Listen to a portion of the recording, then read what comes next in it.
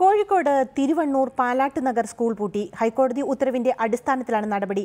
അതേസമയം സർക്കാർ സ്കൂൾ ഏറ്റെടുക്കാൻ തീരുമാനിച്ച സാഹചര്യത്തിൽ കുട്ടികളുടെ പഠനത്തിനായി ബദൽ സംവിധാനം ഒരുക്കി. മാനേജറുടെ ഹർജിയുടെ അടിസ്ഥാനത്തിലായിരുന്നു സ്കൂൾ പൂട്ടാൻ ഹൈക്കോടതി ഉത്തരവിട്ടത്. പാലാട്ട് നഗർ സ്കൂൾ പൂട്ടാനായി ഹൈക്കോടതി അനുവദിച്ച സമയപരിധി നാളെ അവസാനിക്കാനിരിക്കെയായിരുന്നു നടപടി. നാടകീയമായിരുന്നു വിദ്യാർത്ഥികൾക്ക് ബദൽ സംവിധാനം ഏർപ്പെടുത്തിയത്. സ്കൂൾ സംരക്ഷണ സമിതിയും MLA MK മുനീറും നിർദ്ദേശിച്ച 3 കെട്ടിടങ്ങൾക്കും ഫിറ്റ്നസ് സർട്ടിഫിക്കറ്റ് നൽകാൻ വിദ്യാഭ്യാസ ഡെപ്യൂട്ടി ഡയറക്ടർ തയ്യാറായില്ല. തുടർന്ന് വീണ്ടും DDEക്കൊപ്പം MLA അടക്കമുള്ളവർ പകരം സ്ഥലം തേടി നെട്ടോട്ടം. അവസാനം തിരുവണ്ണൂർ ബ്ലോക്ക് BRC കേന്ദ്രത്തിലും ഗവൺമെന്റ് UP സ്കൂളിലെ സ്മാർട്ട് റൂമിലുമായി സൗകര്യമൊരുക്കി.